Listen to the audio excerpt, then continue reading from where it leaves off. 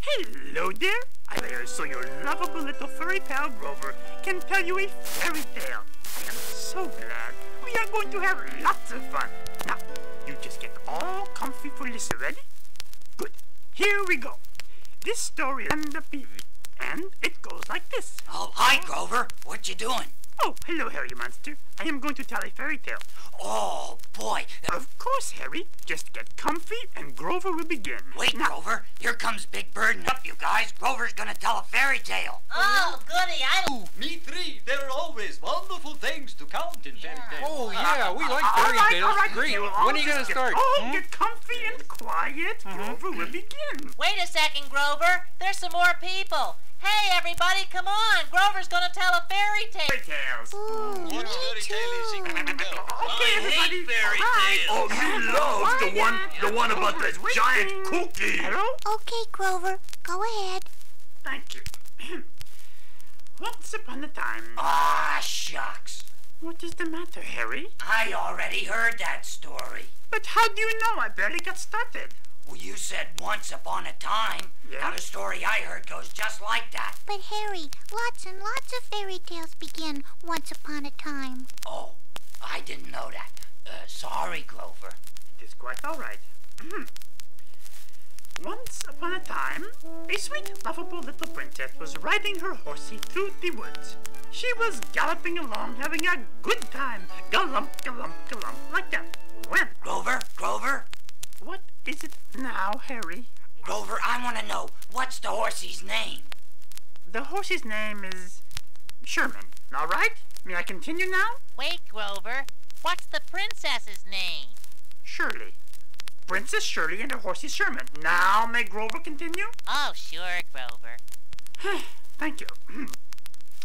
Now, Shirley was galloping along on Sherman, having a wonderful time in the woods, looking at the trees and the bunny rabbits and the flowers and the birdies, when all of a sudden it started to rain, and it began to get darker and darker, and the wind began to blow, and there was thunder and lightning, and Princess Shirley told Sherman to carry her home as fast as he could.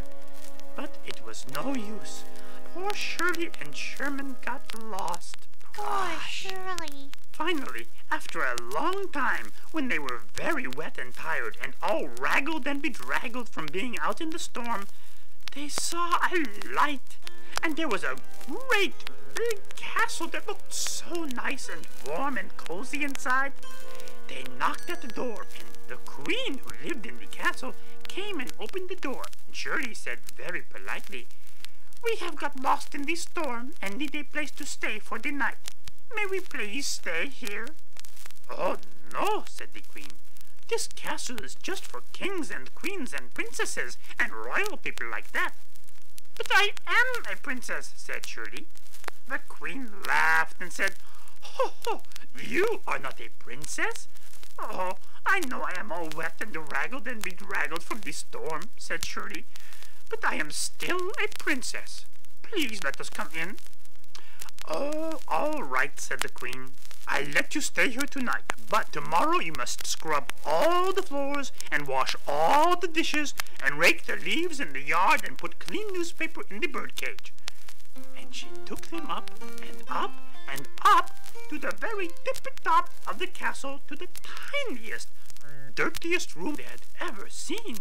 Boy, I don't like that old queen. I don't either. She's a meanie. Are you kidding? She's terrific. She's a regular grouch. She's letting that silly old princess sleep in the best room in the castle. We are getting to the most exciting part. The queen began to think to herself, "I must find out if this girl really is a princess, and I know just how to do it." So this is what the queen did. When Shirley and Sherman were in the bathroom brushing their teeth, she put a tiny little pea under the mattress in Shirley's bed. You see, she knew that if Shirley was a princess, she would have such delicate skin, she would feel that tiny little pea right through the mattress, and it would bother her and keep her awake all night. And sure enough, that is just what happened. Shirley did not sleep a wink all night. She tossed and turned and groaned and moaned, and came downstairs in the morning looking just awful with bags under her eyes and a terrible headache. "I did not sleep at all," she told the queen. "There was such a great big lump in my mattress." Well, the queen knew right away that Shirley really was a princess, and she said to her, "Now I know you really are a princess, and so of course you do not have to wash the dishes or rake the leaves, and you will marry my son, the handsome prince, and live happily ever after." And that is just what happened. The end. One wonderful fairy tale.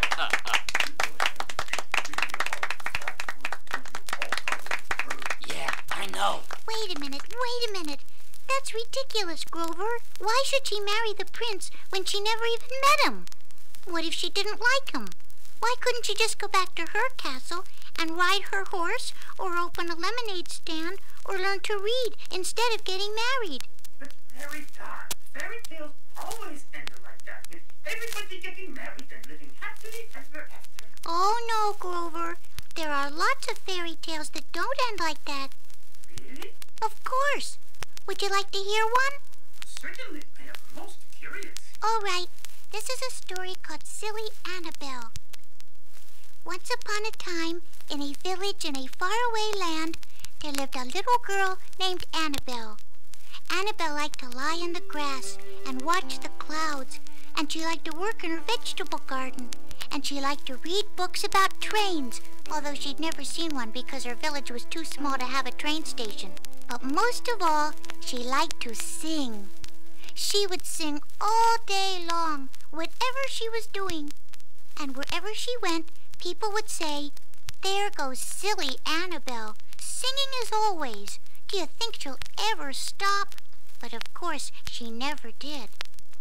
Well, one day, the people in Annabelle's village woke up to find that a huge dragon had appeared during the night and was running around having a good time knocking over fences and chasing cows and digging great big holes in the street and eating the straw roofs off the houses and just making a terrible mess of everything. Ooh, that sounds like Oscar. You kidding? I never get to have fun like that. And go on, Prairie Dawn. Tell us what the dragon looked like. Was it green? Did he have lots of teeth, huh? No. This dragon was yellow with big orange splotches. And he only had 2 teeth. One coming up from the bottom of his mouth and one coming down from the top. Was he as big as Mr. Looper's store? Oh, much bigger. And he had a tail as long as all Sesame Street. Wow. Well, you can imagine all the trouble a dragon like that would cause. All the people in Annabelle's village wondered what to do. Then finally, one old man remembered that his grandmother had told him about a recipe for a magic powder that would turn big dragons into little dragons. So everybody went off and got all the things they needed to make the magic powder. They got mushrooms and turnip seeds and a feather from a swan and dust from the northwest corner of the attic of the tallest house in the village. Then they ground it all up together to make the powder. But then the old man remembered that to make the powder work, you had to put it on the tip of the dragon's nose. Uh-oh, everybody said. How are we going to put the magic powder on the tip of the dragon's nose? The school teacher had an idea. "I'll climb up a tree," he said, "and throw the powder down on the dragon's nose." But that didn't work because the dragon wrapped his tail around the tree and shook it so hard that the school teacher fell out with a loud crash and had to be carried home. The doctor thought they should sprinkle the powder on some cabbages and put them where the dragon would find them and eat them and get the powder all over his nose himself. But it turned out that the dragon didn't like cabbages and wouldn't go near them. At last, after 100 other ideas had failed, Annabelle asked to try. "Oh, silly Annabelle," everyone said. "How could you put powder on the dragon's nose?" "I could sing to him," Annabelle answered, "and that might work." Of course, everyone laughed and said, "Silly Annabelle." But in the end, they let her try because they didn't know what else to do. So Annabelle, feeling very frightened, took some of the powder in her hand, walked slowly out toward the dragon, and began singing. She just made up the words as she went along, and this is what she sang. Please, my friend, there is something I have always longed to know. Please, my friend, may I ask you before you have to go?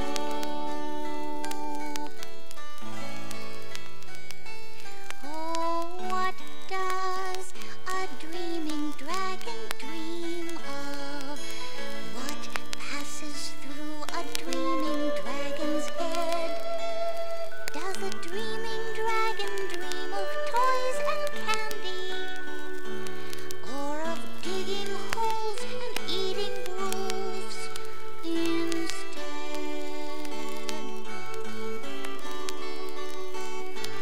Oh, what dreams will make a dragon happy? What kind of dream will make a dragon smile? Do you dream of telling jokes and being friendly? Or of scaring cows and chasing them a mile?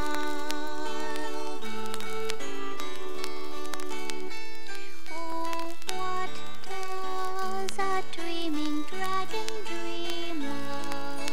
Please tell me what I've always longed to know. Sleep and dream of all the things that dragons dream of. Won't you dream a dream before you have to go?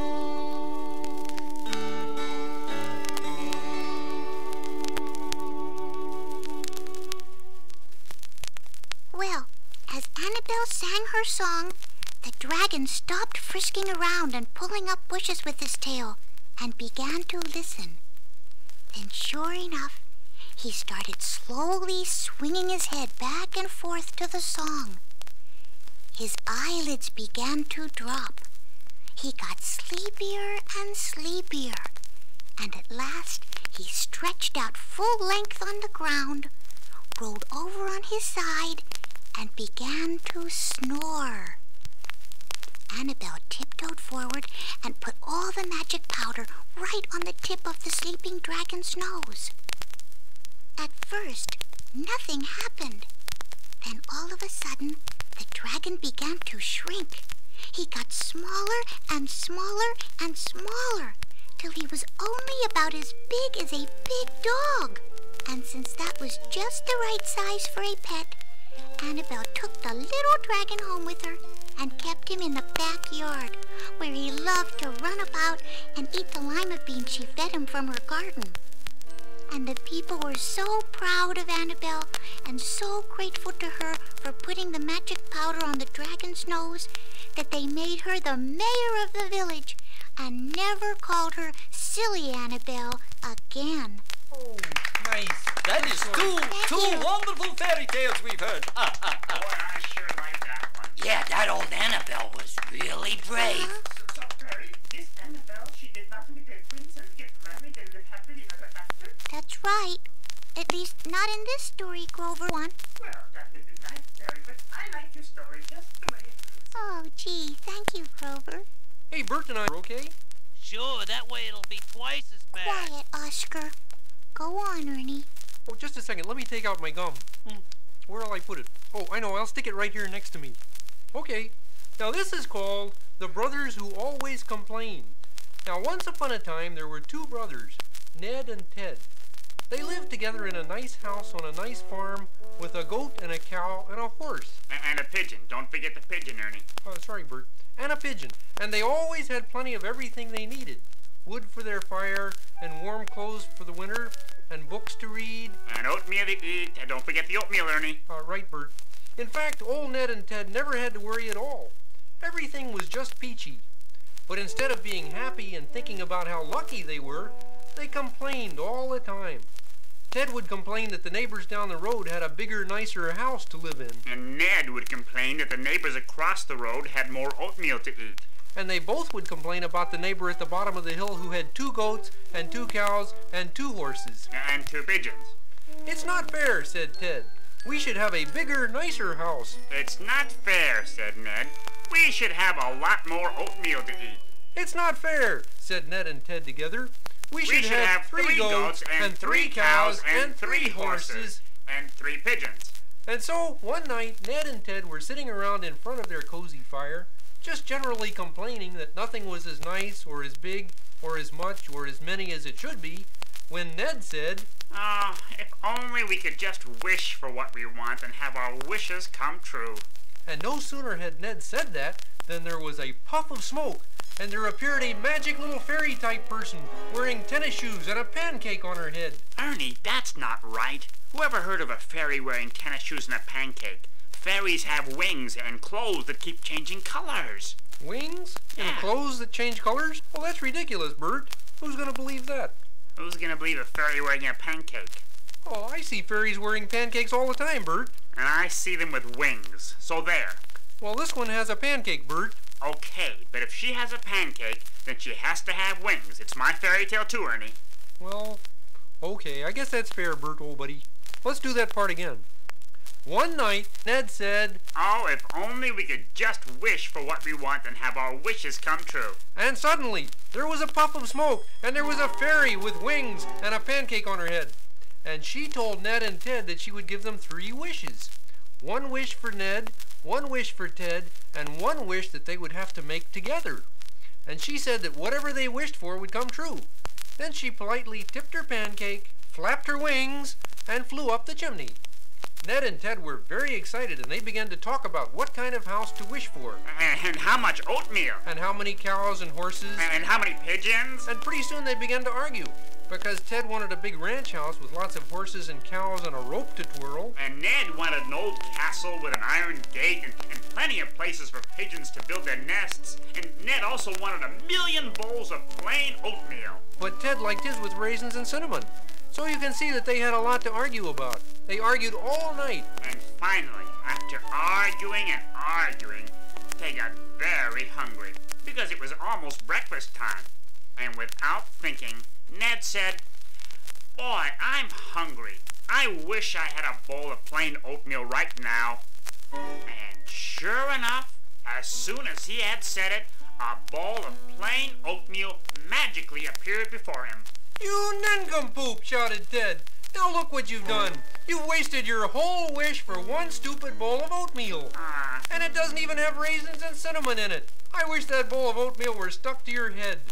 And sure enough, as soon as Ted had said that, the bowl of oatmeal flew up and stuck to the top of Ned's head.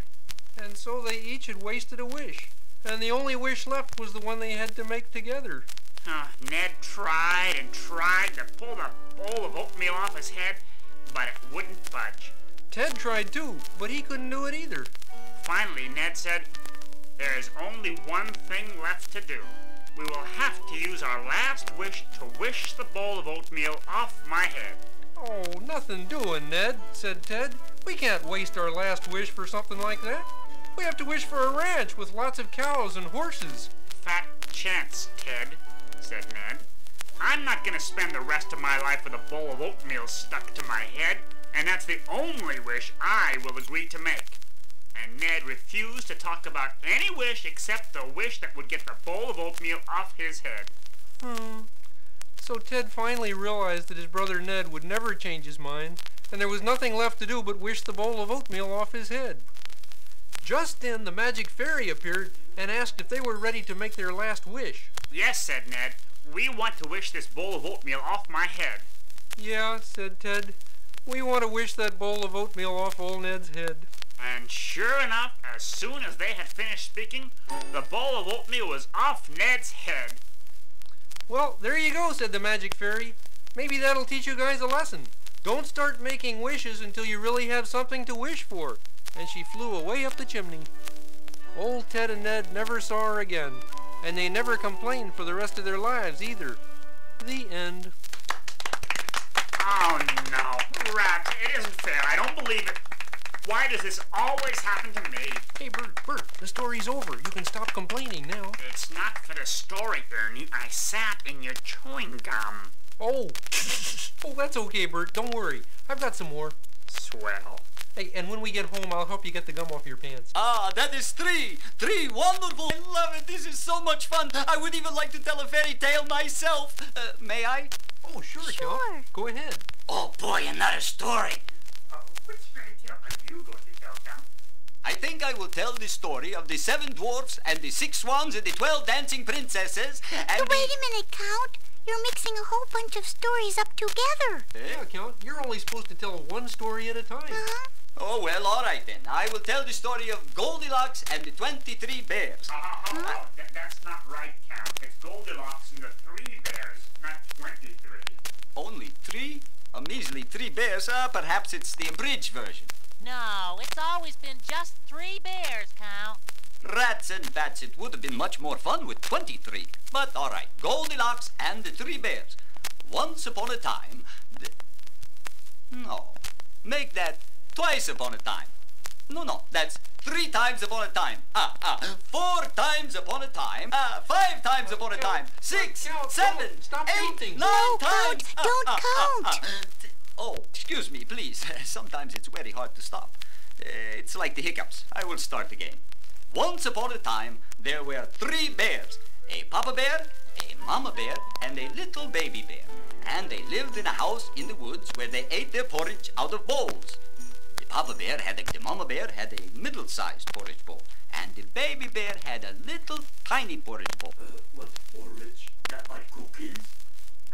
No, Cookie Monster. Porridge is like oatmeal. Oatmeal cookies? No. Just plain, regular, mushy, wonderful oatmeal. Only bears what they know. Oh, sorry for interruption. One interruption. The 3 bears sat down to have their breakfast. But the porridge was too hot to eat, and so they decided to take... While they were gone, a little girl named Goldilocks came walking through the woods and saw the bear's house. What a nice little house, she thought. I wonder who lives there. She knocked at the door. Knock, knock, knock. But there was no answer, of course, because the bears were not home.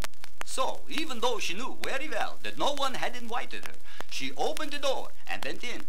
And there, sitting on the table, were 3 bowls of porridge. And, yes, 3 spoons, 3 napkins, 1 set of salt and pepper shakers, 1 dozen roses. Count, you're doing it again. So I am. Thank you, Big Bird. You're welcome. To continue. Goldilocks tasted the porridge in the great big bowl. It was too hot.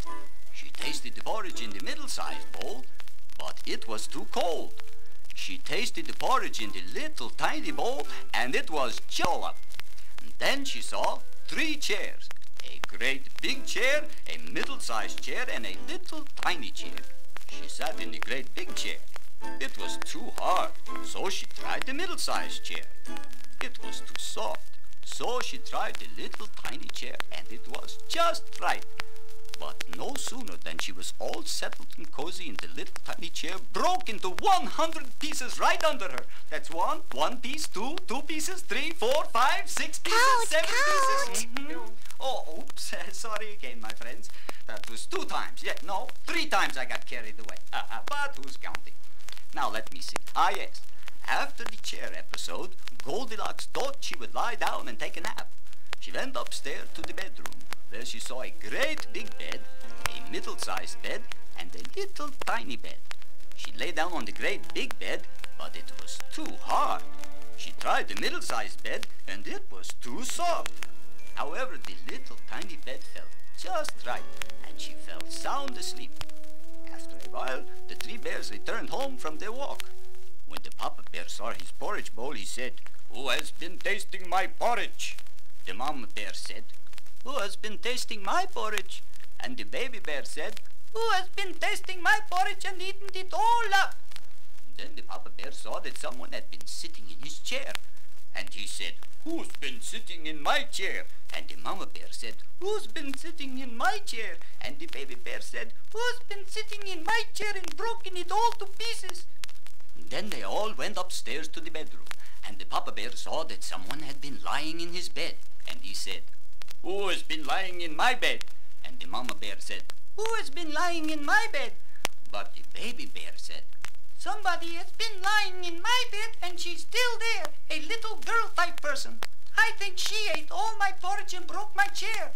And the Baby Bear began to make so much noise that Goldilocks woke up. And when she saw the bears looking down at her, she became very frightened. And she leaped out of bed and ran down the stairs and out the door, lickety-split, as fast as her 2 legs could carry her. She ran and ran and ran, mile after mile. She was running 1 mile, 2 miles, 3 miles.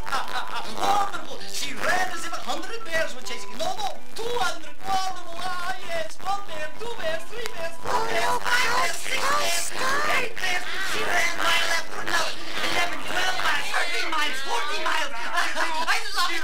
Oh, 18 bears, 19 bears, 20 bears, marvelous. Oh, she didn't stop running for days. Okay, And 1 day, I've got 2 his days, right 3 days, arm. 4 days. It's a terrific 36 bears, 49 miles, still counting. Enough, Count. You're gonna wear yourself out. Come on, Count.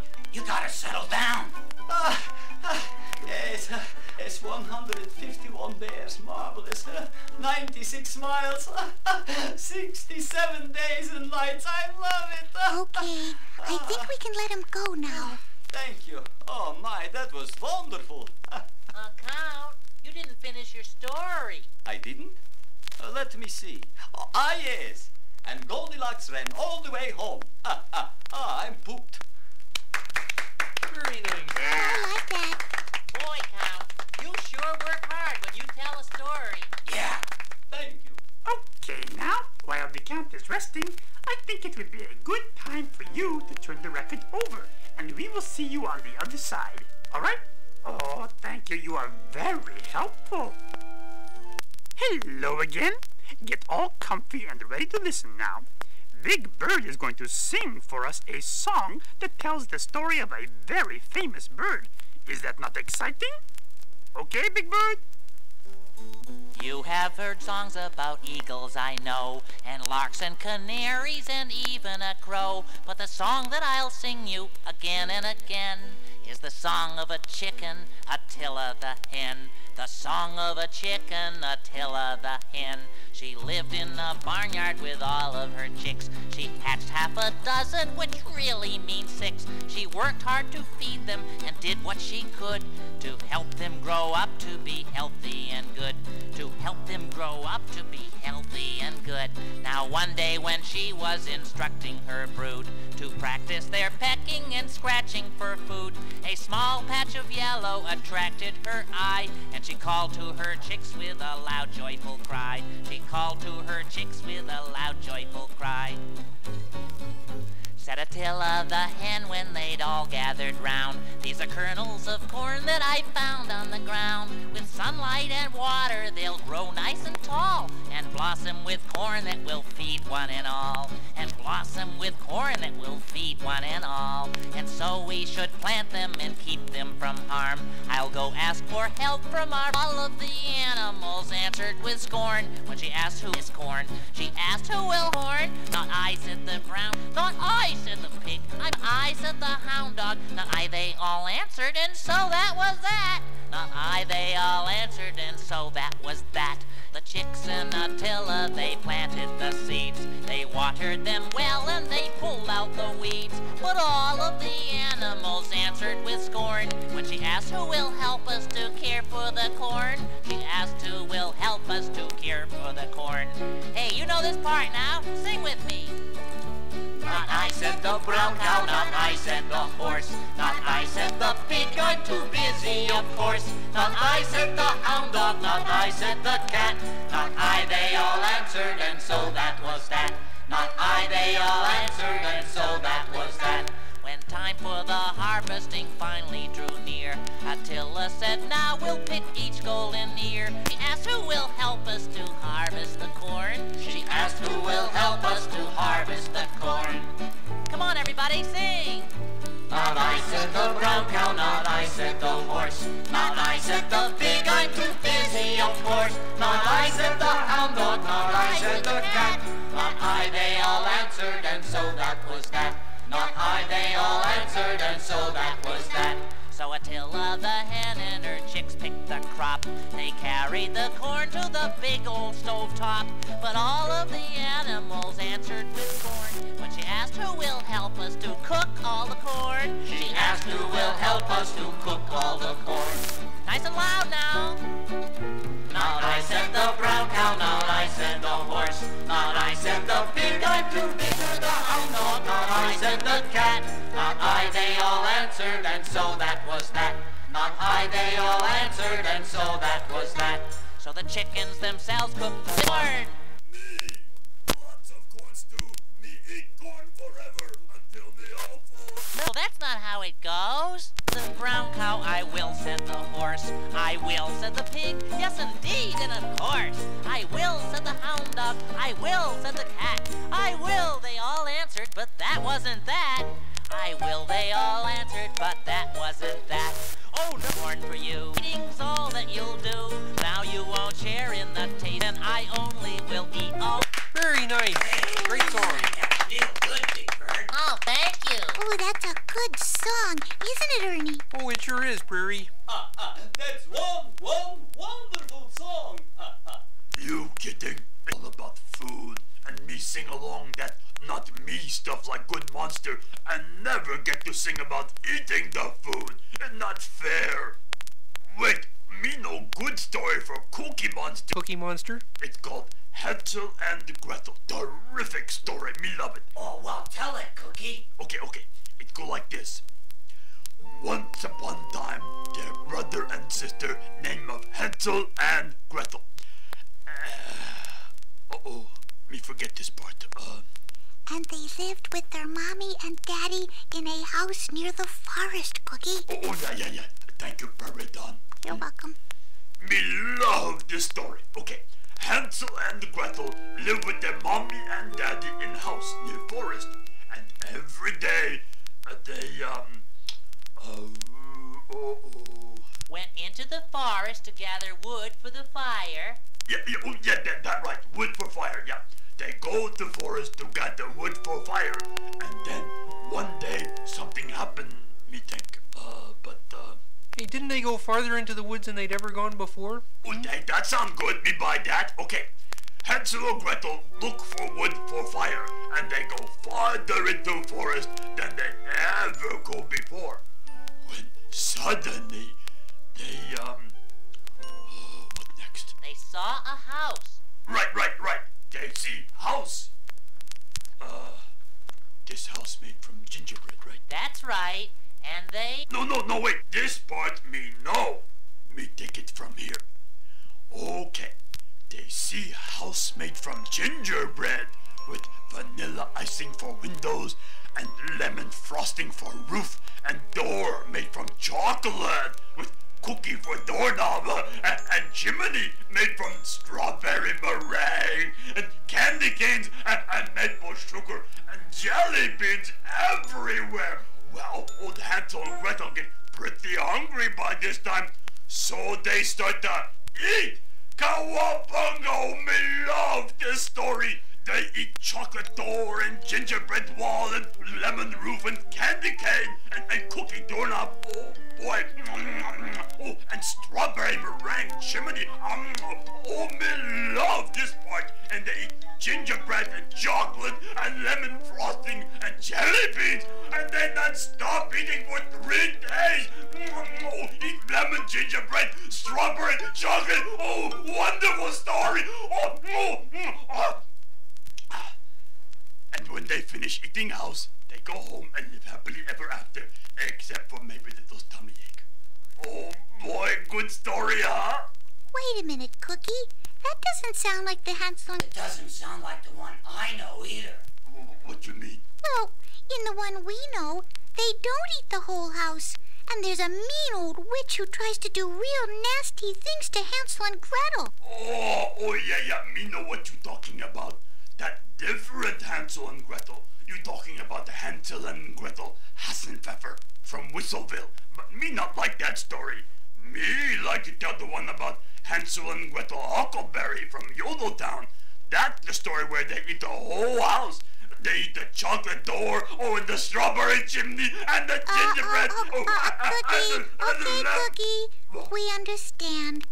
That was really swell, wasn't it, everybody? Yeah, hooray for Cookie Monster's story. Thank you, thank you. Very nice. Five wonderful fairy tales and one song about the chicken. That Cookie Monster, he is so funny, is he not? Did you like his story about Hansel and Gretel? Oh, good. Grover wants you to have a good time. Now, I wonder who is going to tell the next fairy tale. Is it okay if I tell a story now? Of course, Harry. We would all like that very much. It's called The Story of the Nightingale. It goes like this. Once upon a time, there was a king and a queen. They were very powerful, and they ruled over all the land they could see. But more important than anything else in the whole world to the king and queen was their young son, whom they called Prince Small One. The king and queen always said that if anything unhappy ever happened to Prince Small One, they would do everything within their great power to make him happy again.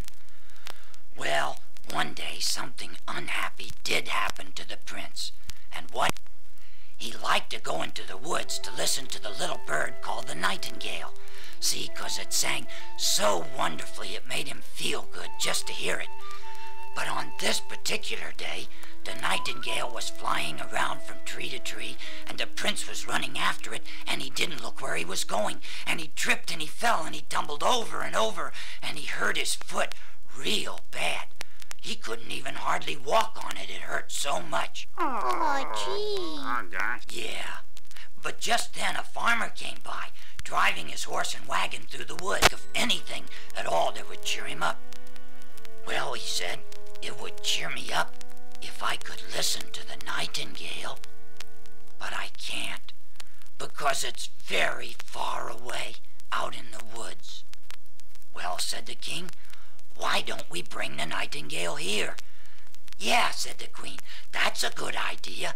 And everybody in the whole palace went out to look for the Nightingale. And finally the chief gardener caught it and put it in a cage and brought it back to the palace.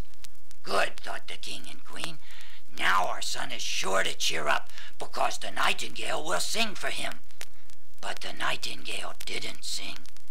It just sat in the cage, as quiet as a mouse. What's the matter with it? Said the king. I don't know, your majesty, said the chief gardener. It was singing when I found it. Maybe it's hungry, said the queen. Fetch some bird seed. But the Nightingale wouldn't eat the bird seed. I know why the bird won't sing, said the farmer who had rescued the prince. It's forgotten how. And the farmer went up to the bird cage and whistled and sang to show the Nightingale what to do. But the Nightingale didn't pay any attention. Then the king said, I know what's wrong. The Nightingale is tired. Let it sleep for a while. Then it will sing for the prince. But the king was wrong too. The Nightingale didn't go to sleep, and it didn't sing either. It just sat quietly in the cage. This made the king and queen very angry. They said, what a stubborn bird that Nightingale is. Whatever are we going to do with it? And then Prince Small One said, I will tell you, the Nightingale will not sing in a cage. You must take it out of the cage and let it go free. But if we let it go free, said the queen, it will fly away and you will not be able to hear it sing. And Prince Small One answered her, at least I will know it is singing somewhere, and I can imagine how beautiful its song is. But if it stays in the cage, it will not sing at all, and that would be very sad. Please, let it go. And so, because that was the prince's wish, the king and queen ordered that the Nightingale be let out of the cage. But to everybody's surprise, the Nightingale didn't fly away back to the woods, but sat on the windowsill instead and sang for the prince so brightly and so beautifully that Prince Small One smiled, even though his foot hurt him very much. And the Nightingale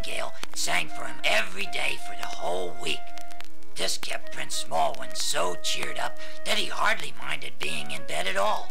And it seemed like almost no time before his foot was as good as new and he could go back to the forest and listen to the nightingale all day long.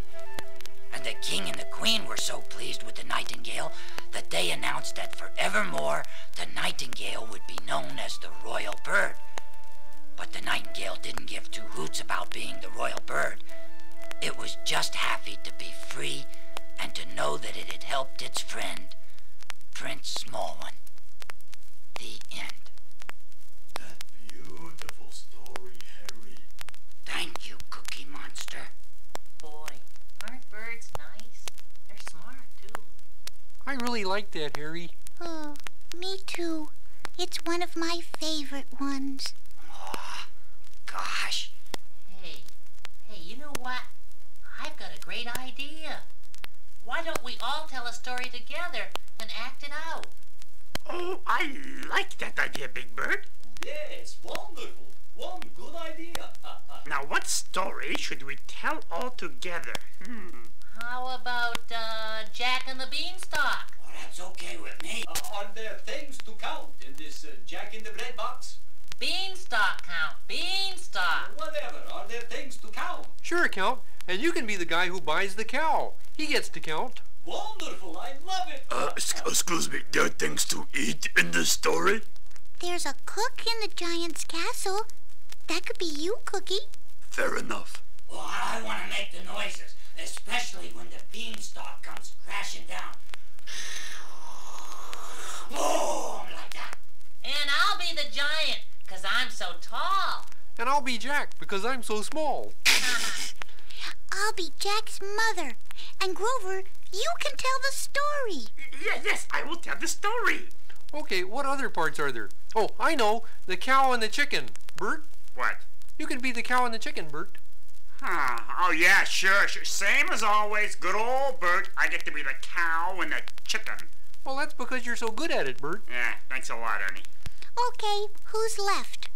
Oh, Oscar. He didn't get a part. Hey, that's okay, Prairie Dawn. I don't want a part. Hey, Oscar can be the singing harp. Yeah, good idea. The what?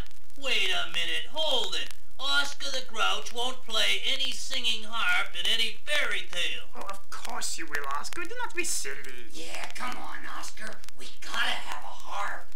No way. Please, Oscar. You could make him a grouchy singing harp. Oh, yeah? Yeah.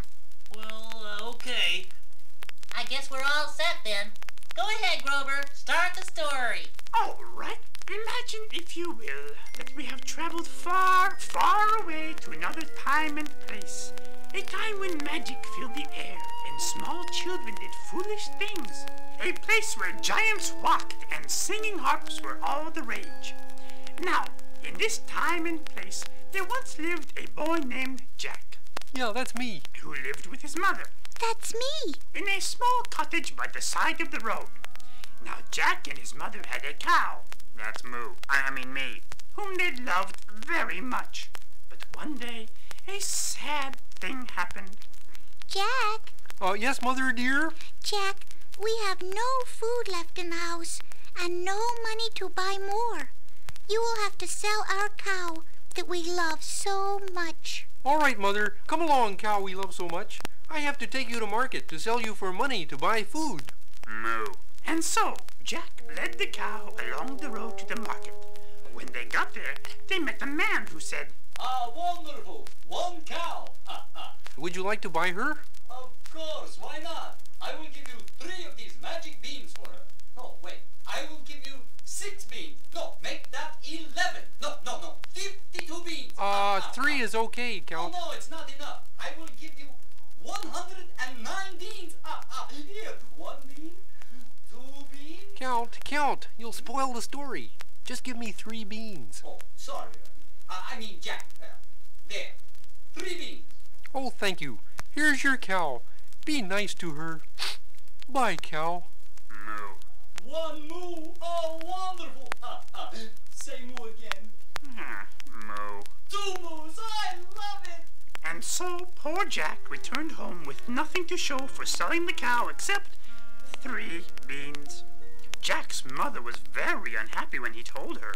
You sold our cow for 3 beans? Oh, Jack, how can we live on 3 beans? At least the cow is company. Now we have nothing. And Jack's mother was so upset, she threw the beans out the window. Ooh! That night, they went to bed without any supper. But the next morning, when they awoke, they saw that the beans had sprouted and a huge beanstalk had grown up to the sky. Mother, I will bravely climb up that beanstalk and see what is at the top, said Jack bravely, and he kissed his mother goodbye and went to climb the beanstalk. He climbed and climbed. Oh boy, this is hard work. And climbed until he was a mile high. And there, at the top of the beanstalk, he saw a big, huge, preponderous castle. Jack walked up to the big, huge, preponderous front door and knocked on it. Very good, Harry. But there was no answer, so Jack pushed on the door and it swung open with a loud squeak. And Jack tippy-toed in and shut the door behind him.